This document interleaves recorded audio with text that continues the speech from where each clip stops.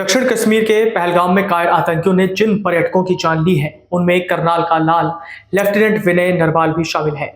नौसेना में लेफ्टिनेंट विनय नरवाल पत्नी हिमांशी के साथ घूमने के लिए गए थे। दोनों की शादी 6 दिन पहले 16 अप्रैल को डेस्टिनेशन वेडिंग के रूप में मसूरी में हुई थी। हिमांशी गुरुग्राम की रहने वाली है। 3 दिन पहले 19 अप्रैल को ही शादी का रिसेप्शन करनाल में हुआ था। विनय की बुआ माया देवी ने बताया कि रिसेप्शन के बाद नव विवाहित जोड़ा हनीमून पर गया था। सेक्टर 7 स्थित घर शादी की खुशियों से सराबोर था। मेहमान जा चुके थे, परिवार में शादी की बातें ही चल रही थी। घर में दादा हवा सिंह पुलिस विभाग से सेवानिवृत्त है। पिता राजेश केंद्र के कस्टम विभाग में है। मां आशा गृहिणी है। दादी वीरो देवी भी गृहिणी है। बहन सृष्टि विनय से छोटी है। 26 साल के विनय शादी के लिए छुट्टी पर आए हुए थे। बुआ ने बताया कि परिवार के लोगों को दोपहर में खबर मिली कि पहलगाम में आतंकी हमला हुआ है। ये सुनते ही परिवार के सभी लोग स्तब्ध रह गए और दुआ करने लगे कि हमारा लाल सुरक्षित रहे। लेकिन थोड़ी ही देर में फोन पर मनहूस खबर आ गई। बताया गया कि विनय को गोली लगी है, हालत गंभीर है, अस्पताल ले जाया गया। हिमांशी को भी घायल बताया गया। खबर सुनते ही माता पिता रिश्तेदारों के साथ रवाना हो गए। बुआ ने बताया कि अस्पताल में उपचार के दौरान विनय की मौत हो गई। देर रात घर के बाहर काफी लोग पहुंच गए।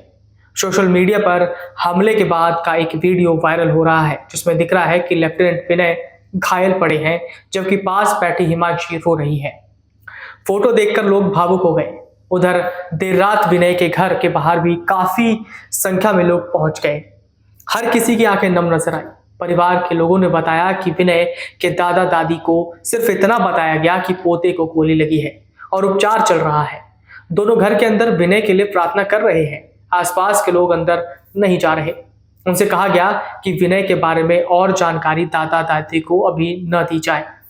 विनय नरवाल का 1 मई को जन्मदिन है। परिवार ने खुशी के इस दिन को धूमधाम से मनाने की तैयारी की थी। शादी के बाद ये पहला जन्मदिन होता। विनय का परिवार मूल रूप से करनाल के ही गांव भोसली का निवासी है। ये लोग काफी समय से सेक्टर 7 में रहते हैं। परिवार के लोगों ने बताया कि विनय का सपना सेना में जाने का ही था। पढ़ाई के दौरान ही वो इसके लिए तैयारी करने लगे थे। 3 साल पहले वो नौसेना में भर्ती हुए थे। विनय कोची में तैनात थे। शादी के लिए छुट्टी पर घर आए थे। परिवार में दादा दादी माता पिता और बहन है। बहन सृष्टि उनसे छोटी है।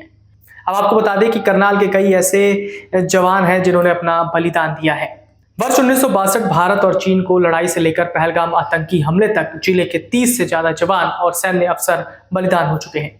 करनाल के सैनिकों ने दुश्मनों को अपने नाम का लोहा मनवाया है। बलिदान होने वाली ये जवान सबसे ज्यादा जाट, सिख और राजपूत रेजिमेंट से हैं।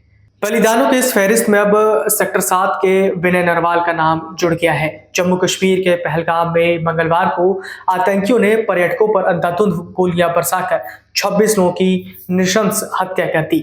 सेना की वर्दी में आए दहशतगर्दों ने पहलगाम की बायसरन घाटी में पर्यटकों से पहले उनका धर्म पूछा, परिचय पत्र देखे और फिर हिंदू हो कहकर गोली मार दी। 26 मृतकों में ज्यादातर पर्यटक हैं जबकि 2 विदेशी और 2 स्थानीय नागरिक शामिल हैं। हमले में करीब 20 लोग घायल हुए। हालांकि सरकार ने अभी सिर्फ 16 मौतों की पुष्टि की। वहीं सुरक्षा एजेंसियों ने देर रात कुछ संदिग्धों को हिरासत में ले लिया। 3 जुलाई से शुरू होने जा रही श्री अमरनाथ यात्रा से पहले इस कायराना हमले की जिम्मेदारी पाकिस्तानी आतंकी संगठन लश्कर ए तैयबा से जुड़े गुट द रेजिस्टेंस फ्रंट ने ली है। फरवरी 2019 में पुलवामा में हुए हमले के बाद से जम्मू कश्मीर में यह सबसे बड़ा आतंकी हमला है। उस हमले में सीआरपीएफ के 47 जवान मारे गए थे। हमले के बाद प्रधानमंत्री नरेंद्र मोदी सऊदी अरब की यात्रा बीच में छोड़कर लौट आए हैं। पीएम मोदी ने वारदात की कड़ी निंदा की। प्रधानमंत्री नरेंद्र मोदी ने बुधवार सुबह सऊदी अरब से हवाई अड्डे पर राष्ट्रीय सुरक्षा सलाहकार अजीत डोभाल और विदेश मंत्री एस जयशंकर के साथ बैठक की और पहलगाम में हुए आतंकी हमले के बाद की स्थिति पर चर्चा की। प्रत्यक्षदर्शियों ने बताया कि वायसरन घाटी में आतंकी दोपहर करीब 3 बजे घास के मैदान में घुस आए, खाने पीने की दुकानों के आसपास घूम रहे और टट्टू की सवारी कर रहे पर्यटकों पर ताबड़तोड़ गोलीबारी शुरू कर दी। अब तक ये नागरिकों के ऊपर सबसे बड़ा हमला है।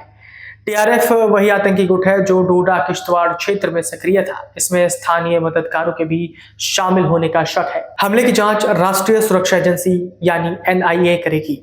अगर आप ये वीडियो YouTube पर देख रहे हैं तो हमारे चैनल को सब्सक्राइब करें और बेल आइकन को दबाना ना भूलें। अगर आप Facebook पर ये वीडियो देख रहे हैं तो हमारे पेज को लाइक करें।